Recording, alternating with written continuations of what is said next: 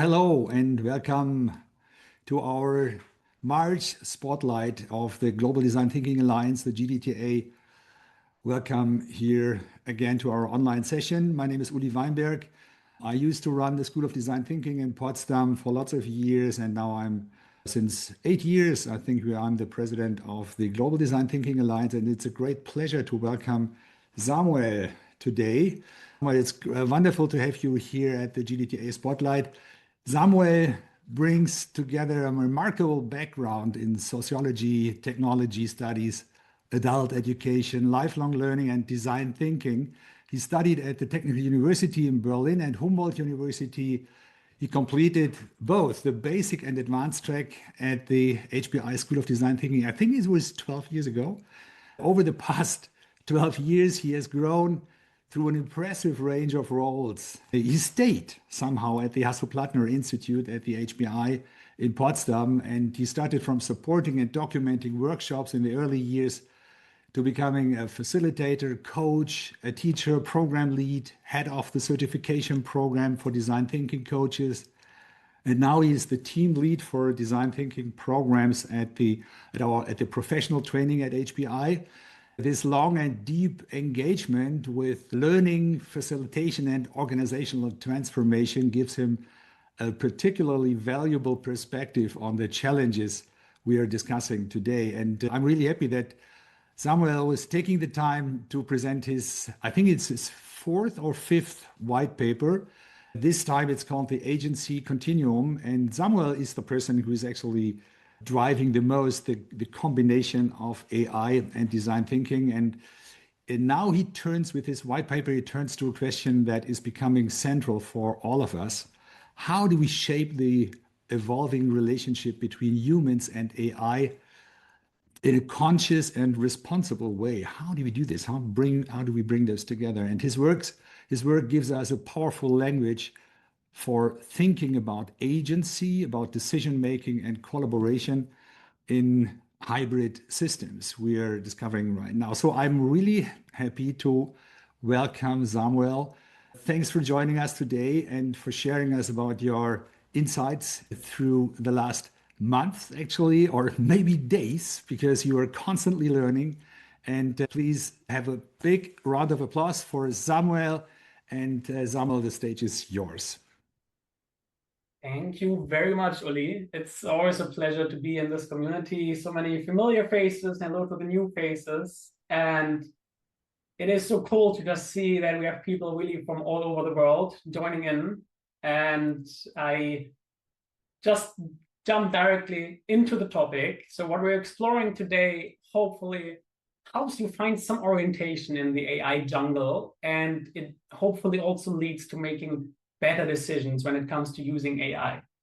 So we will have roughly 30-40 minutes. First time I do this in English, so let's see how long it takes.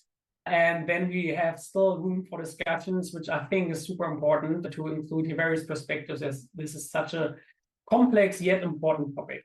So welcome once again, and we jump right into it. So honestly, you probably feel the same. The pace of current development is really insane. And mostly not really in a cool way, in a kind of more like we're making decisions we don't understand kind of way. And every week there's a new capability, a new risk, new possibility, new this, new that. And most organizations are still trying to write policies for kind of last month's or last year's problems. And you're all design thinkers here, so you know what happens when you design without understanding the real problem. And that is exactly what's happening with AI right now. So we have more tech power than ever before. And we were kind of promised, or we were hoping for like productivity gains, for freed up time, for more creativity.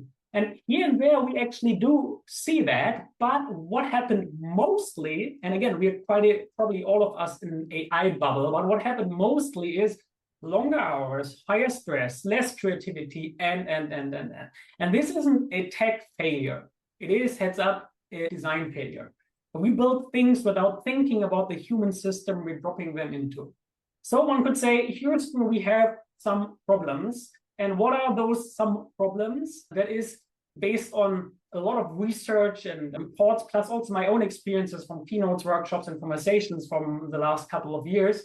I synthesized the problems I saw into what I call 5 crises of orientation with regards to AI. And in the manner of design thinking, let's start having a closer look at these problems. And then I will also introduce a framework as a possible answer how to deal with the situation. So let's get real. Look at the title here. The first one, fatigue crisis from maker to manager. And that's the shift happening right now to a lot of people. You used to write, for example, write a report, write a whatever. So you'd sit down, you get in a flow, you create something. Really beautiful or not beautiful, that's to judge, but you kind of were in this flow. So now you open ChatGPT, Claude, or whichever, give an instruction, wait, read the output, and then here's where the exhaustion kicks in. You perhaps spend the next 45 minutes or whatever verifying. Is this accurate? Did the AI hallucinate? Which they still do surprisingly often. Does it sound actually like me? In line number 7, is that actually true or not? So kind of you become a manager of AI instead of a maker. Context switching as the default. From verify, tweak, re-verify over and over. And because you can suddenly do so much more, you actually do more.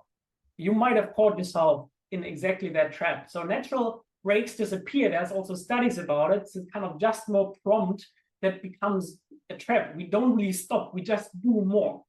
And Berkeley found exactly that pattern. And here's the psychological killer that comes to it that is as often underestimated. AI kind of takes the action, so we lose kind of sense of competence. If I love programming, if I love writing, but suddenly AI does most of that, what does that to me? What is my purpose then if AI can do it faster or better, or at least in our kind of always like efficiency-driven contexts, I can't do it myself anymore. I have to use AI to do it because it's faster at doing it. And that is a problem because that's where fulfillment lives.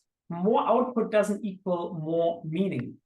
And in fact, the data also shows that 45% burnout rates with heavy AI users versus 35% without. So the more AI you use, the more likely is it that you get actually burnout. So yes, I mean, the possibilities are equal, but it's super risky too. And C, crisis 2, I call it kind of the Bayesification of the world, especially the online world. So everyone uses the same tools, everyone gives similar prompts. What happens? Every website starts sounding the same. Every pitch is identical. LinkedIn posts created with AI are being commented with AI. And the madness that you see like AI slop kind of everywhere. So low quality, forgettable, synthetic noise. So why does this happen? Well, same models plus same data plus same prompts equals convergence to like the statistical middle, basically. That is kind of statistics. So social media, you see it as flooded with this stuff, but it's not just a problem for like our culture as a whole. It's also the economic consequences that are real.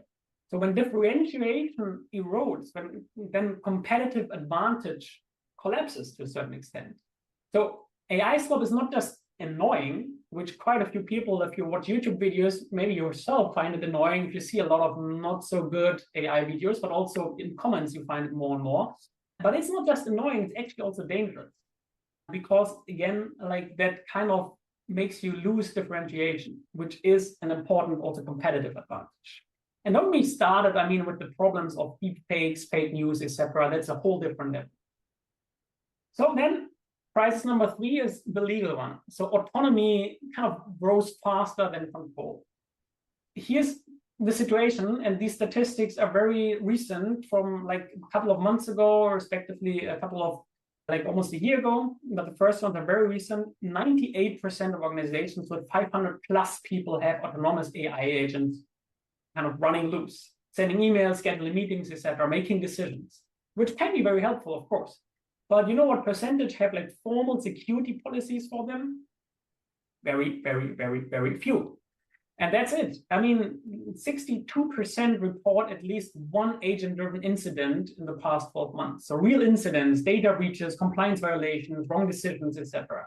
So while everyone is kind of hyping AI agents, almost no one has an answer to these issues.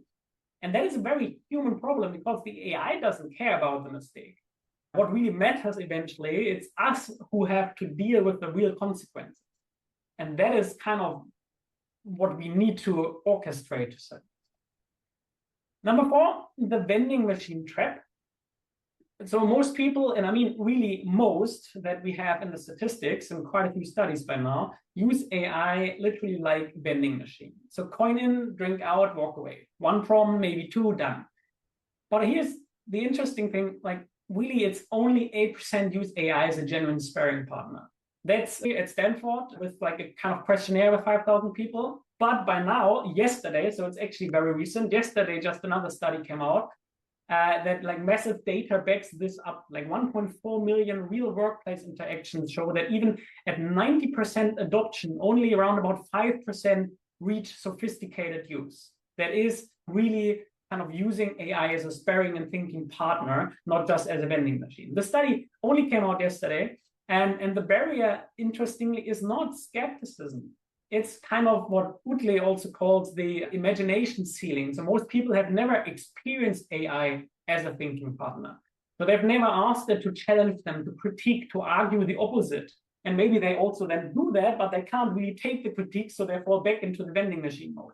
So they don't really know it's possible, but it is. And there's so much potential in this.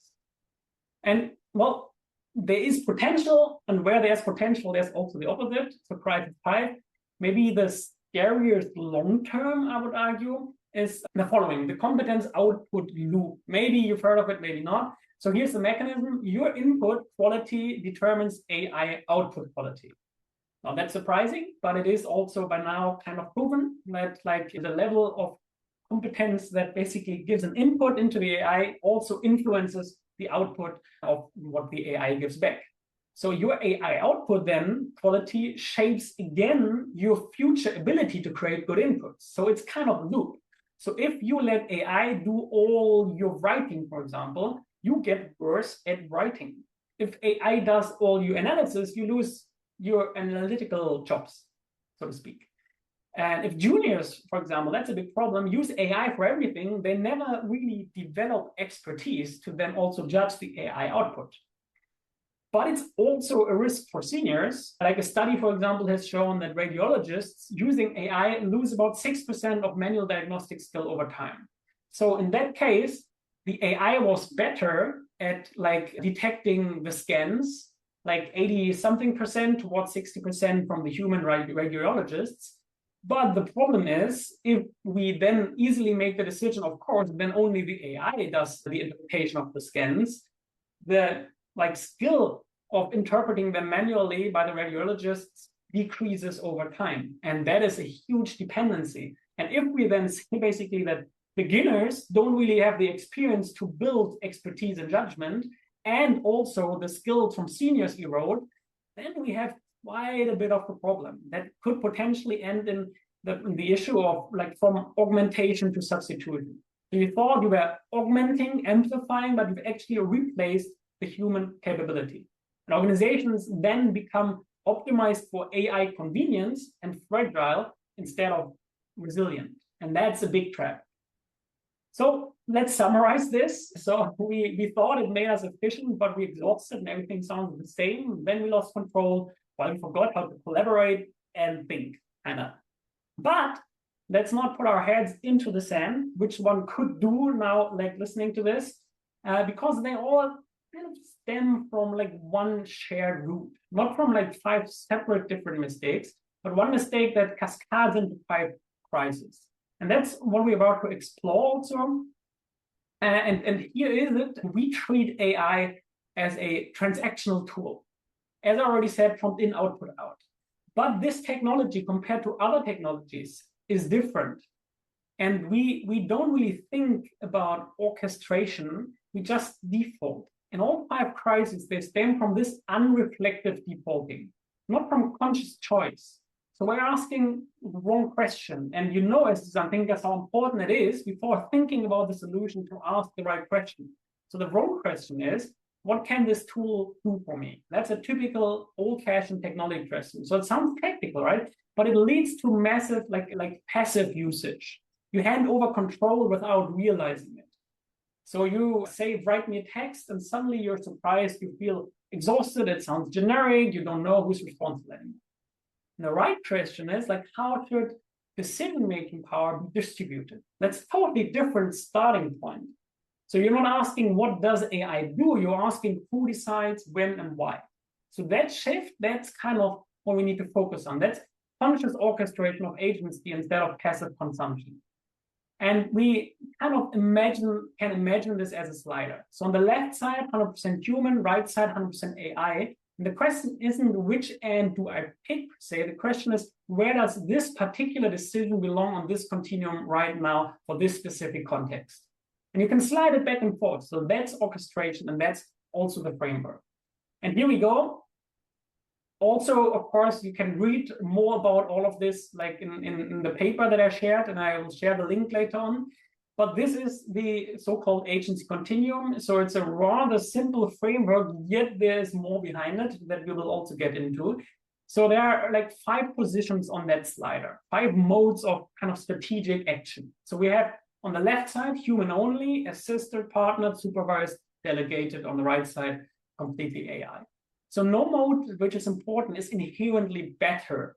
Each is right in different contexts, and each has their benefits as well as their problems, issues, or each costs something. So your job as like a thinking person or as a leader, as a design thinker, is to choose consciously, not by default. So let's walk through 3 of them. As human only is very familiar to you, that's very design thinkerish. And also complete AI agency. And you can read more about that in the paper. That would be a bit too much for this. I think most interesting to you also are the 3 ones in the middle. And I would like to, quickly go through them as well as I'll share 1 or 2 like personal examples, like how in these modes I am using AI. So mode 2 is assisted. So you know what you want, and AI does the groundwork. So human leads, AI executes. This is probably the most common mode right now that is most commonly used. So the wins are rather clear. It's efficiency and also capacity. So you scale to a certain extent without like burning people out. So the costs, however, are like depth and originality. So here's also the catch, what is important. This only works if you already know what good looks like before you ask AI, and you also can communicate this clearly. If you don't, you get generic outputs, kind of you'd be imposed to ship, yet many people do that. So it is the very old principle here that applies in design thinking too, but you always need to argue for garbage in, garbage out. And just 1 example where, for example, so here's the thing. I used to play basketball and also work as a basketball coach, yet like since a while I haven't done it that much anymore due to mainly time issues. And last summer I wanted to get back into it a little bit, but my technique and everything like felt a bit rusty. So I found myself and I asked AI to give me feedback. So I knew exactly what I wanted. I was able to judge the output because of my own experience, but the speed and the detailed feedback and everything, I could not have gathered myself. So I really just gave it like a couple of shots. I filmed this, uploaded it into the AI studio from Google, like Gemini is behind this. And it also recognizes video easily and can give me then really detailed support. And this is just like a glimpse into what it gave back to me. So here's really like a detailed breakdown, areas for improvement, the foundation, feet, and base. So those who play basketball know that also the feet matter quite a bit. Really goes down from feet positions to your fingertips and everything. So here, what does it well? Am I doing well? Areas for refinement. Then also a detailed breakdown further, like legs and hips, etc., and summary and action plan, all that. So, and actually, as a basketball or former basketball coach, I can also judge that feedback or that advice. And I must say, overall, it was quite helpful and really good. So this is definitely like 1 thing, like AI as a coach, especially in an area where you already are knowledgeable, can help massively. Another thing that I actually also shared a while ago, but I still use it, is where I kind of kept full creative control and did it step by step, but AI helped me reach my goal, which I could not have reached in the same pace and quality myself. So my sister is very good at classical design, and she created a picture book of an animal soccer team, which you see here on the left, that little pig in an entrecote. And I wanted to expand on this and create a personalized book for my son. That's always kind of been what I wanted to do. But I had my limitations. So here with her agreement, I put her creation as a reference and created a full soccer team. As you see in the middle, an example, there's like the elephant and the cat, all in the same style. And I printed them, then laminated them. And here on the right side, you see my son enjoying looking at the book. And this too, kind of, I knew exactly what I want, but AI helped me basically getting there faster than that. Speaking of, and this is my favorite mode, and this speaks directly to the issue of collaboration problems, because it is not easy, and yet it is super valuable. And so for more creative creations, I used mode number 3, the partner mode. So that is real collaboration, iterative ping pong. You propose something, AI pokes holes, you defend or revise, AI brings a new angle. So you end up with something neither of you would have created alone. And that is really interesting because there are things where you give your unique point of view, your unique angle, your unique perspective and all, you give that into it. So that would not have happened if the AI as an agent or so had done it alone. Yet also with the help of AI, you're creating something that you as a human being would not have been able to create alone. So the wins here are rather clear. It's genuine partnership, depth and robustness, also something that is just thought through much more than by just you alone or the AI alone, but in combination, it's rather robust. And it also has a certain kind of depth. And the outputs generally are better. The cost, of course, and that is not to be underestimated, this takes more time. And people tend to click through prompts and results and that works, it's fine, and we move on. But you actually have to think. It only works if you actively ask AI to challenge you, to critique you, to find weak spots. And most people don't have that discipline. Also in workshops that I do, it's super interesting to see that also I put AI, like I have one prompt always prepared that is kind of like the challenger that challenges really harshly all your assumptions and everything based on like on an idea, strategy, or whatever you have. And yeah, quite a few people are super frustrated afterwards and just want to go on with it anyway, even though they see a lot of, like, if you give enough context, a lot of these critique points make a lot of sense. And I've experienced that myself too. So it is important that you have a certain amount of time, you apply cognitive effort, and you actually are able to deal with critique and accept honest feedback. And a lot of people can't do that. So it's no surprise to me why so few people use partner mode, because actually, if you look around, real collaboration does not happen that much. So why would the collaboration with AI be much better than human to human? So it's not really a surprise, but there's like so much potential, and so many people just ask one question to leave. And I mean, that's a pity. It's their loss, because mode 3 is actually where the magic really is. And let me share 2 personal examples. So the first one, you may know this dilemma. So in case you have children, you love music, I do, your kids love music, but most music out there for kids, not all of them, but most music out there is just, to be honest, annoying. I can't really listen to them more than once, twice, or also the lyrics are not very insightful or cool. So besides just making music together to deal with this, I decided to create music that I love, that my son loves, and where the lyrics are also not only catchy, but also to a certain extent educational and empowering, just by myself, together with AI, and emphasis on together. So we discussed topics, we collected topics together, music style. So I suggested lyrics, the AI gave feedback, then the AI suggested something, I gave feedback, back and forth, hours of discussions and iterations. And here we go. As a result, I created 2 full albums in German and 1 EP in English. And around in total, roughly 50 songs, 50 different topics that I believe are important, especially for younger kids. And it took me for those 50 songs in total, roughly maybe 24 hours, 25 hours, something like that. And I used to do this also manually. I recorded in the studio, I recorded an album with my band, I played the drums and the guitar for quite some time. So I know the manual process. And I must be careful that then I not only do this, but I actually also take the guitar in my hands and play and sing with my son. But especially for car rides and so on, I mean, I personally listen to this a lot. Yeah, music is a matter of taste, but I kind of really love it. My son loves it. So it was something that really works well for us. And here's just a little teaser, so feel free to check it out. Music, Spotify, Apple Music, etc. You have it. But just that you get an impression that actually this quality, this is made with Suno AI by now, is really as good as you would listen to on the radio. But I would say the songs are on average a bit better. But I mean, again, better. Bits of light from every hug that feels just right. I say thank you to the people I know and all the hearts that help me grow. I don't need more to feel complete. The little things make life so sweet. I'm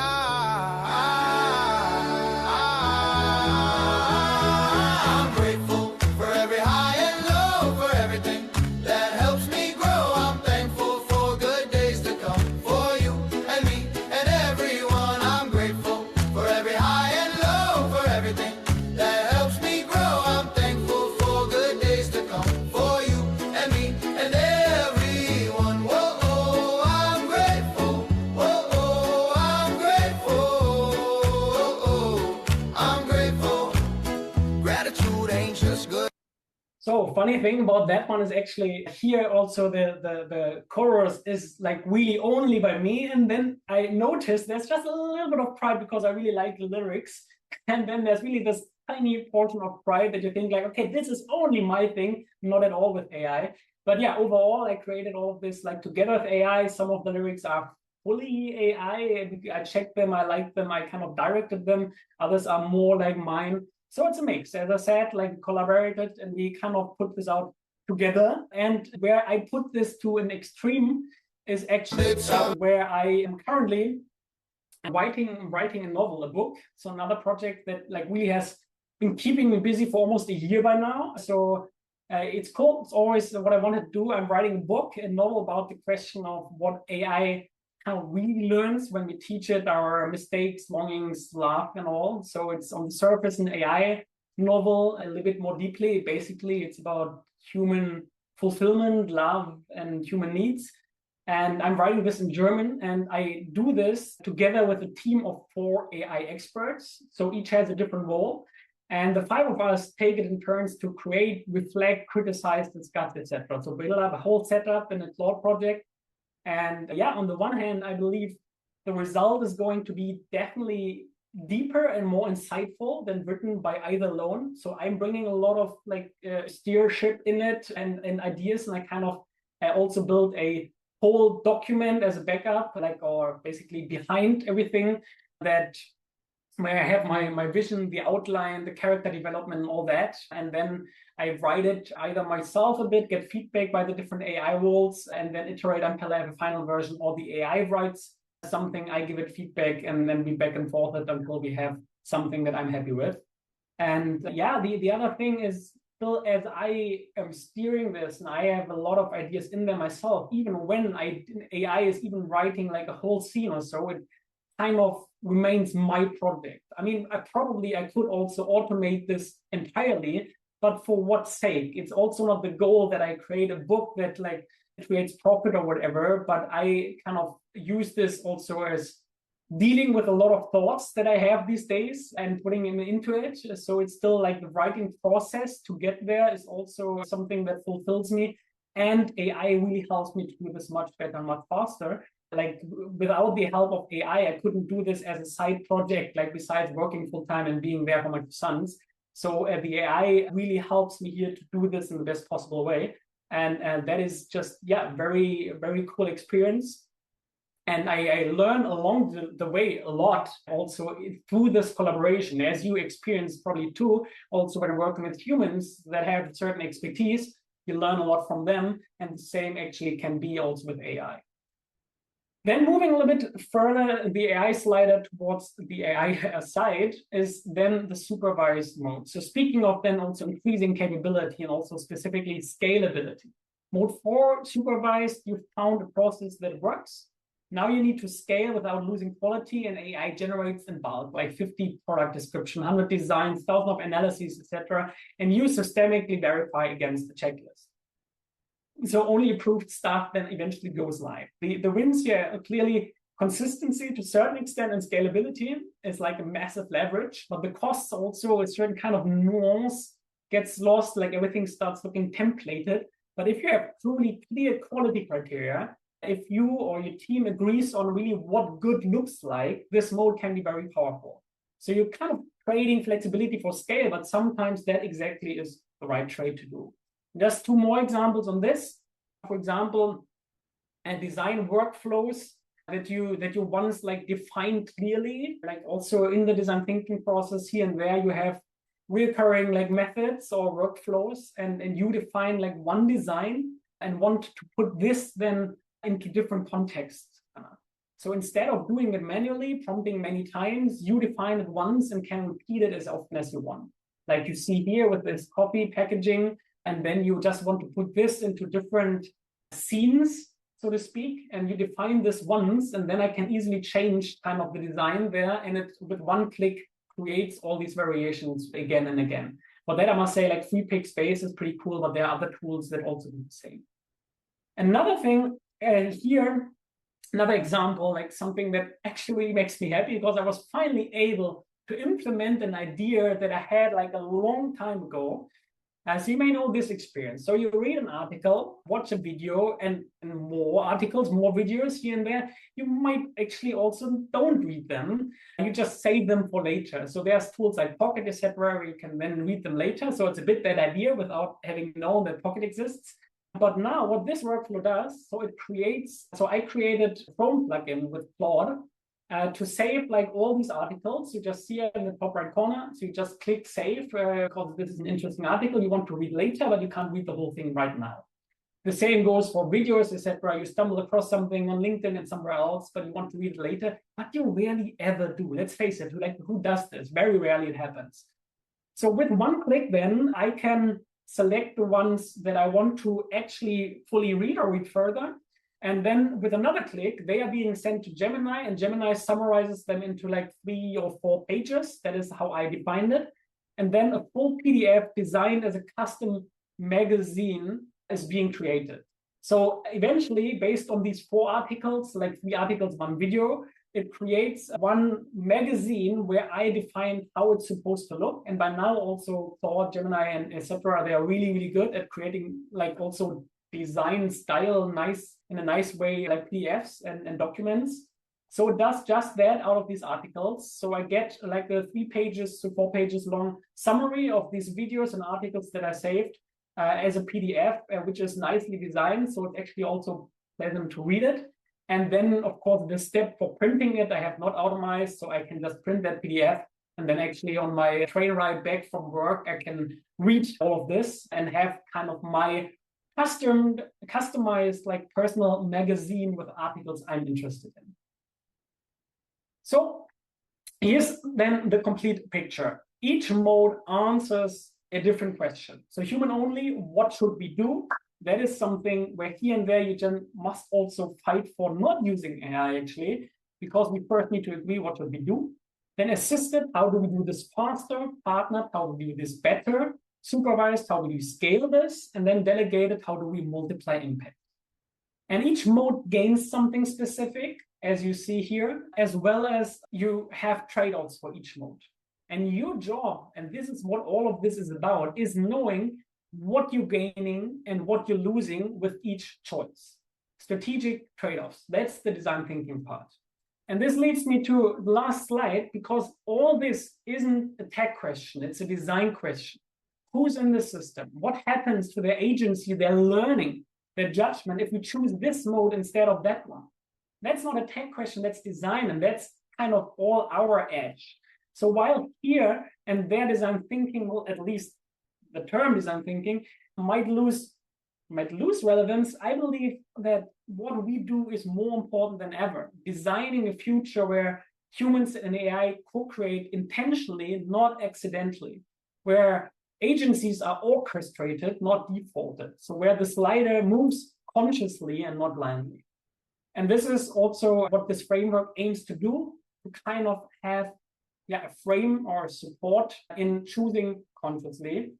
And with that, I see my first mistake in slides. That is not a question mark. That is a very big exclamation mark. Thank you very much. But yeah, one more. I generally believe that like one can only figure out so much by oneself. So I think we really need each other. And this network here is so amazing to just share experiences. And it's the only way how we can really move things forward. So please connect. I also started writing a newsletter that comes out like based on the experiments I've shown that is being sent out every 2 weeks. It's in German, but well, language is not so much of a problem anymore. And feel free also in the chat to share your profiles, sources, resources, newsletters, etc., that you find helpful. And I'm very much looking forward to also, sparking the conversation, discussion around this. And I hope in one way or another, this was, helpful to you. And with that, thank you so much for your attention. And Uli, I give to you as a moderator. Thank you very much. And thank you very much, Samuel. You see a big round of applause already happening virtually with the emoticons. Great. Thanks a lot for sharing your insights.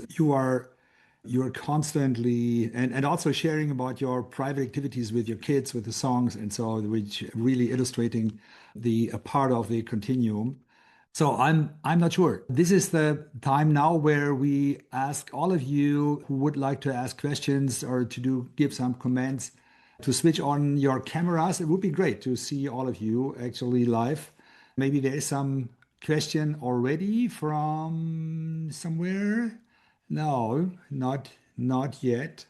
So, but I have some questions. I was writing down and I read through all of your papers, all of your white papers, and I'm really happy that you're not moving into this kind of scientific realm, which is somehow far away from the design thinkers' experiences. It is somehow close if you are a researcher, but I think your interest is really and this is what you're showing today here as well, this is kind of connecting the experiences of people with the current technology, and you are constantly experimenting. So, but where do you see design thinking in general moving? So you have been a student at the D-School more than 10 years ago. At that time, there was nothing inside of AI.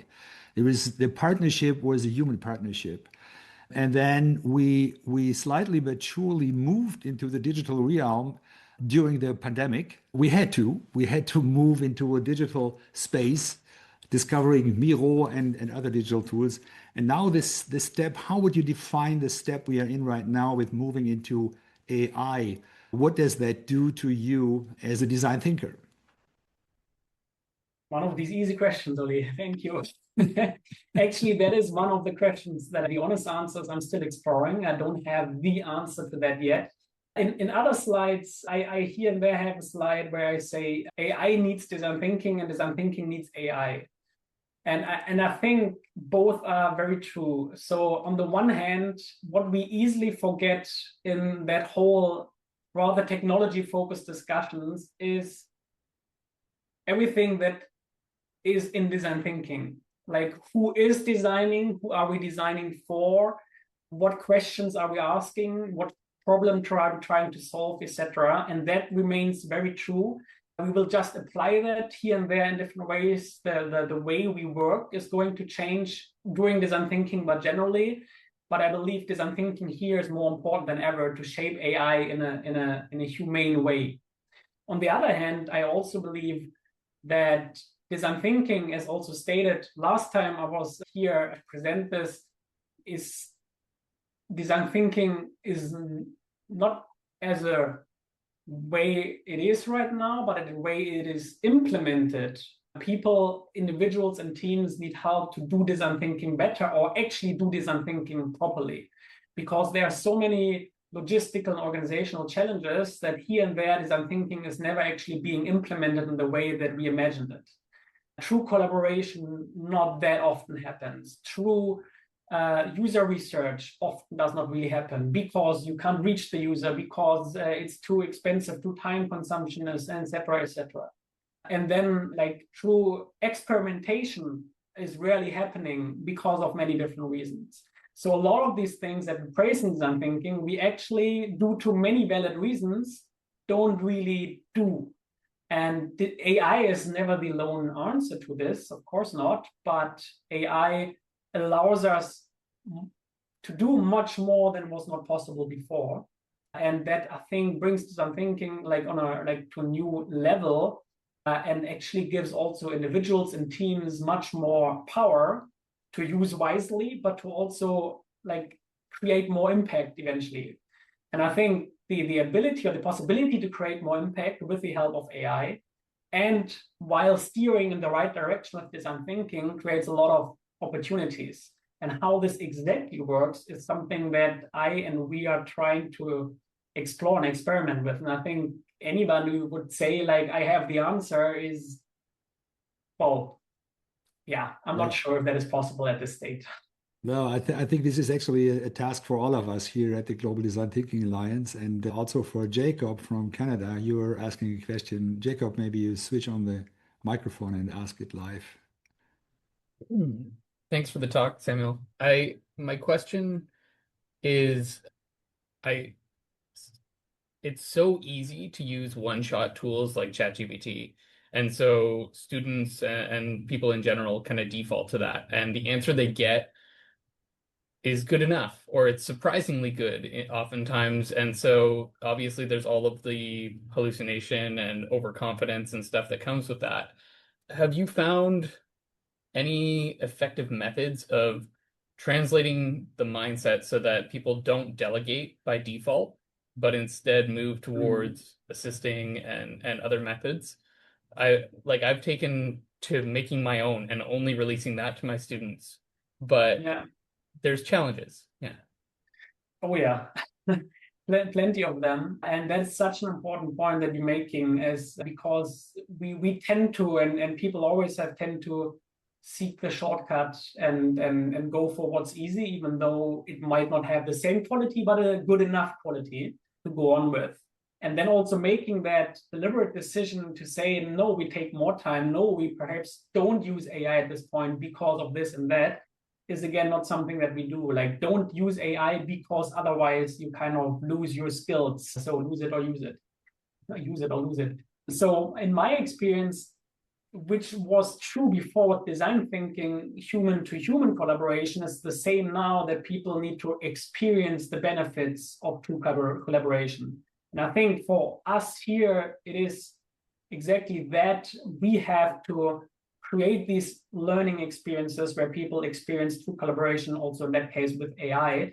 And for example, like for this third mode, I also have put together like a couple of prompts that one of them mentioned, for example, that is, you have an idea or something you want to go on with, and then this prompt basically challenges it from different perspectives. And if you experience that and go through that, and then eventually notice, okay, actually having done that, having ping-ponged and when I've been through a discussion with the AI, now the output is actually much better than before, then I might want to use that again. But if I never experienced that and I just go with good enough, that is exactly that imagination ceiling, then I will not apply it. So I think we need to facilitate this, that people are actually seeing the added value of using AI as a like genuine thinking and sparring partner. But I'm sorry that I don't have the perfect and easy answer to this, because I think that is what we need to set up. For sure, definitely. Yeah. Thank you. There's Andre from Cologne. Yes, thank you, Odi. Perhaps it can help if we use another take on this, the aspect of leadership, responsible leadership. Because leadership was a thing that was bound to captains on the sea or on officers in the army. They command hundreds of lives. And now everybody of us commands hundreds of agents. And as we heard today, sometimes you can use it quite unresponsibly. So not caring about the output, just hammer it out and produce this e-slog. How do you teach at the D-School your students to claim responsibility for the output? Or perhaps even point here, how would you teach to your kids being responsible with IE? What are your personal takes on that?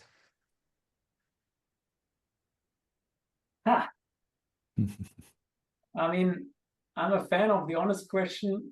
I would have to think about that. I'm not sure I have a question right away, because I just noticed that it's the same issue, which is not as new, and is like the use of social media, which we by now know is very harmful, but we're only starting to discussing like how does a responsible use look like. Interestingly, when I asked a similar question in a online session I had with 170 people, most of them also pointed out that is a problem for younger people, for other people, but they rarely pointed it out that it's a problem for me and myself. And I think that is what we need to start with, would say, like, is to really honestly reflect the usage of these technologies. And that is, I think, generally what also other people and our students need to support with is, how do I get into a conscious and deliberate using mode? And that only works over time. And how exactly we do that, let's talk again in a year. Looking forward. I guess I support you. It's a design thinking question. You have to design environments where they are forced to take responsibility. It does not happen by itself. Thank you. Yeah, thank you. It's a very important matter. There's another question from Ricardo from Brazil, going also a tough one. How would you forecast the evolution of the human intelligence when we achieve general or super intelligence?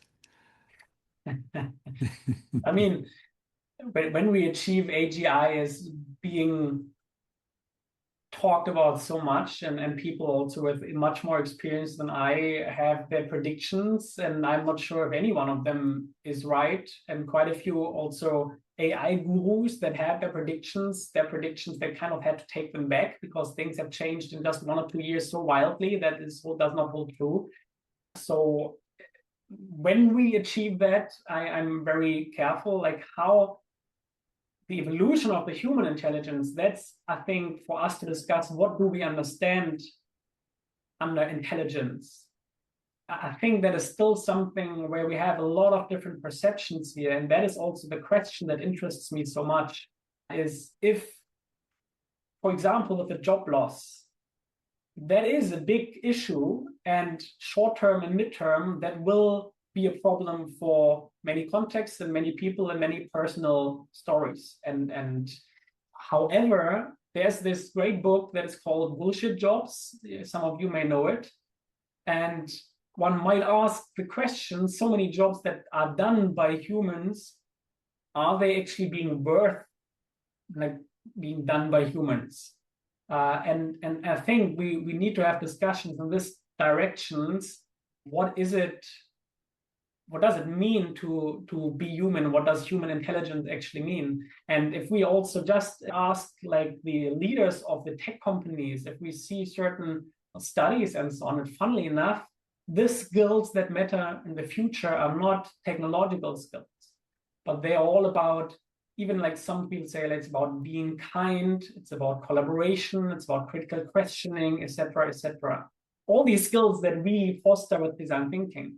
And I think this is the direction that things are going. And ideally, like the good scenario is that we grow in these skills, and this leads to also kind of living better together as a society. At the moment, one could have doubts we are traveling this direction in certain contexts. One more thought to that is actually also to zoom out.